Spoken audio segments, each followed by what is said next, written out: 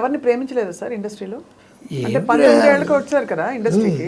అవును, ఉన్నాయి అప్పుడు ఉండింది ఎఫ్ఐఆర్లు. ఒక నేను ఆవిడ వాణి విశ్వనాథ్ గారు పెళ్లి చేసుకుందాం అనుకొని భలే దంపతులు అప్పుడు దీనికి కూడా వెళ్ళిపోయాం.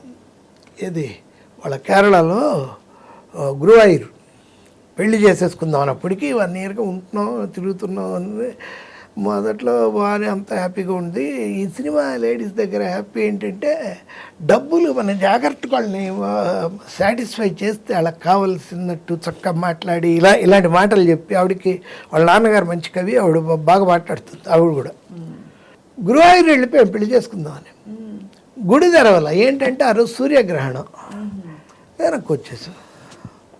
గుడి లేదుగా, అందుకని చేసుకోవాలి. అలా ఇంకో 2 అలాంటివి ఉంటే అక్కడ దాకా వెళ్ళి ఇంకా అయిపోయింది అనుకుంటే అవదు.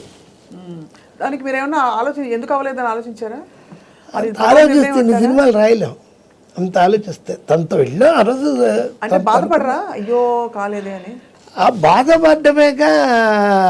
అలా మీ లోపల గుండె ఉంది, ఆ గుండెకి పచ్చిగా ఆరకుండా ఒక కత్తితో గీత పడిపోయి ఆ రక్తం కొంచెం కొంచెం కొంచెం కొంచెం కారుతూ కారుతూ కారుతూ సచ్చేవరకు కారుతూ ఉండడమే బాధ.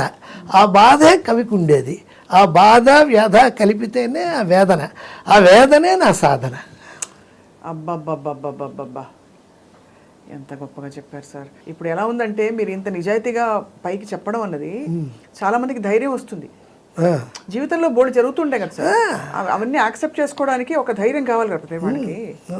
అది మీరు భలే భలే అందంగా చెప్పారు. సో అయితే పిల్లలు ఇద్దరు సెటిల్ అయిపోయారు. పాప బీటెక్ చేసింది చెన్నైలో ఎస్ఆర్ఎంలో, ఇప్పుడు వర్క్ ఎట్ హోమ్ చేస్తోంది బెంగళూరుకి. బాబుకి మ్యారేజ్ చెయ్యాలి ఇప్పుడు. ఆ ప్రయత్నమే దీర్ఘంగా చెప్తాను. అంతకంటే నేను ఆశించలే. ఎవరితోనో చెప్పుకుంటే, ఇప్పుడు మా గురుగారు సత్యానంద గారు అమెరికా వెళ్తున్నప్పుడు మా వాడిని తీసుకెళ్ళి ఇలా వెళ్తున్నాడు అని చాలా ఆనందపడ్డారు. చాలా గొప్ప పని చేసేవయ్యా, మన సినిమా వాళ్ళంతా అసిస్టెంట్ డైరెక్టర్లుగా వాడిని కెమెరా డిపార్ట్మెంట్లో చేర్పించి చాలా మంది సార్ అంటే స్ట్రగ్లింగ్ స్టేజ్ తయారైపోతారు. ఎందుకు అలాగా? చదువు లేకుండా మనదే అది. మా ఇంట్లో సినిమా ఒక్క షీల్డ్ ఉండదు. మెడ్రాస్లో నాకు ఇంకో ఇల్లుంది, అక్కడే కొన్ని రోజుల నుంచి అక్కడే అన్నీ రాజబహదూర్ ఉన్నాడు. అక్కడ ఎవడైతే షీల్డ్ తయారు చేశారో వాడికే ఇచ్చేసి ఏవో డబ్బులు వస్తూ తీసేసుకున్నాను. ఒక్క సినిమా వాతావరణం అనేది ఉండదండి, అసలు ఉండదు. ఒకే ఒక ఫోటో ఉంటుంది మా ఇంట్లో. శివాజీ గణేశన్ బంగారు కుటుంబం సినిమాకి నాకు అవార్డు ఇచ్చేది. నాకు ఇష్టం శివాజీ అంటే, అంతే తప్ప సినిమా అనేది లేదండి. ఇది కేవలం మీకు ఒక వృత్తి, ప్రవృత్తి, అన్నీ కూడా అన్నీ ఇదే. ప్రాణం తీసే విషయం అన్నీ సినిమానే. అయితే కష్టాలు బాధలు మీరు సినిమా కష్టాలు చూడలేదు, చూసినా వాటిని దులుపుకుపోయారు. చూడలేదు. సినిమా కష్టాలు ఏముంటే ఎందుకు? 82లో బాలచంద్ర రమ్మంటే వెళ్ళాను నేను విజయవాడ నుంచి ఎస్ఆర్ఆర్లో చదువుకొని. అసలు మా లెక్చరర్లే ఎలా ఉండేదంటే, నాకు నిన్న లెసన్ చెప్తే మరుసటి రోజు ఇది ఈరోజు లెసన్ చెప్పండి, ఎకనామిక్స్ ఆప్టిమం థియరీ ఏంటి మాల్తూజియన్ థియరీ చెప్పండి అని.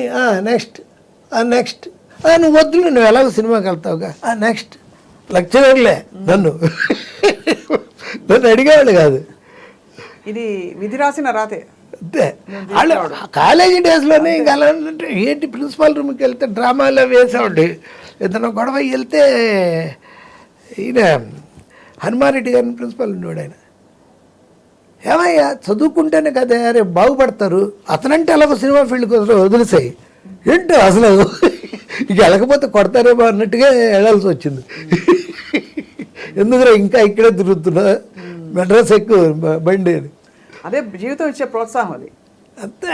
చిన్నప్పటి నుంచి ఎప్పుడు మా వాచ్మ్యాన్ కాలేజీలో వాచ్మ్యాన్ అడిగేవాడు నన్ను, ఏదో ఒక ఇంటర్ కాంపిటీషన్స్, బయట వేసే నాటకాలు, ఎప్పుడూ రిహార్సల్స్. రూమ్ నెంబర్ 23 అని SRNC గవర్నమెంట్ కాలేజీలో విజయవాడలో. అయ్యా సంవత్సరం పొడుగుతా ఎప్పుడు రిహార్సల్స్ చేస్తానే ఉంటారు, ఎప్పుడు చదువుకుంటారు, ఎట్టా బాగుపడతారా మీరు? బాగుపడ్డారన్నమాట. అంటే నువ్వు ఈ మాట అడిగా కదా రామయ్య, నీ ఆశీస్సులే నన్ను సినిమా వాడిని చేస్తుంది. ఏం సినిమాలయ్యా, పోస్టర్ గోడకు అతికేస్తున్నాడు, నిమిషాలు సింపేస్తున్నారు వాడు. అలా నా ఇదినే అది. మెడ్రాస్ వెళ్ళి బాలచంద్ర గౌడ్ని కలిశాను. ఆయన ఏదో ప్రాజెక్ట్ అన్నారు, వెళ్ళడం రావడం. ఆఫీస్కి వెళ్తే ఆ టైంలో ఉంటే భోజనం పెట్టేవాళ్ళు, మనకేమో ప్రెస్టేజ్ ఉంటుంది చదువుకున్న వాళ్ళం కాబట్టి వచ్చేసేవాళ్ళం. ఏం చేయాలో తెలియక పాండీ బజార్కి వస్తే మళ్ళీ నా రూమ్ అక్కడే పాండీ బజార్లోనే, రాజబహదూర్ స్ట్రీట్లోనే నా రూమ్. ఇక భోజనం 2 రోజులకు రోజుకో చేసేవాడిని. 2 ఏళ్ళు పడ్డాను అలా, 83 వరకు. బా ఏంట్రా బాబు అని. కొన్ని రోజులేమో మేనేజ్మెంట్ ఏంటంటే బూస్ట్ సీసా ఖాళీది ఉండేది, అది తీసుకొని శాంతభవన్కి వెళ్ళి 4 ఇడ్లీ కొని యువతలకు వచ్చి సాంబారు పొయ్యమనాలి. వాడితో చెప్పడం అనమాట, 4 ఇడ్లీ ఒక మసాలా దోశ అంటే దాన్ని నిండుగా పోసేవాడు. కొనింది 4 ఇడ్లీనే.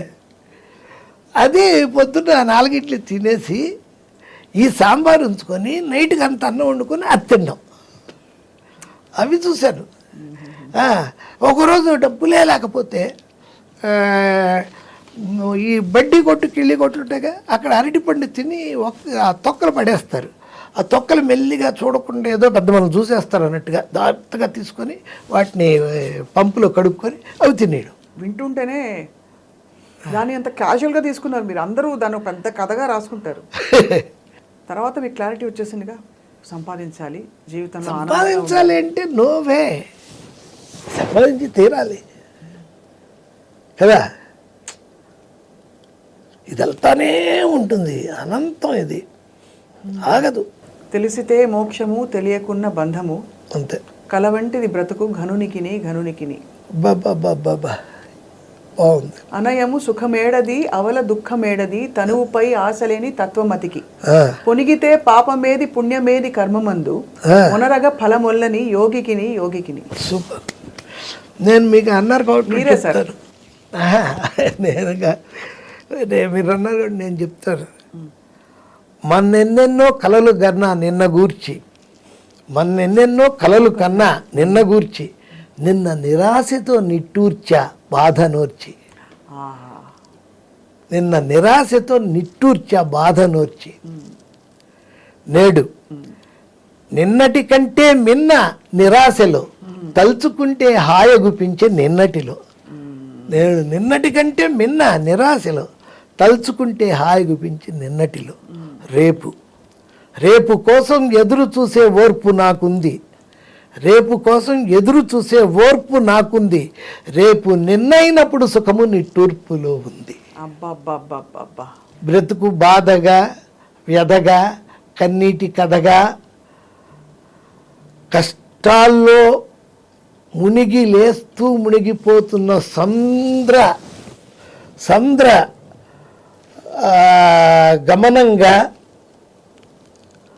అత్యంత నిరాశగా, అంధకార బంధురంగా, అనుక్షణం చింతగా, అనాథగా సాగుతున్నదెందుకు, తెలియదెందుకు నాకెంత వెదకిన.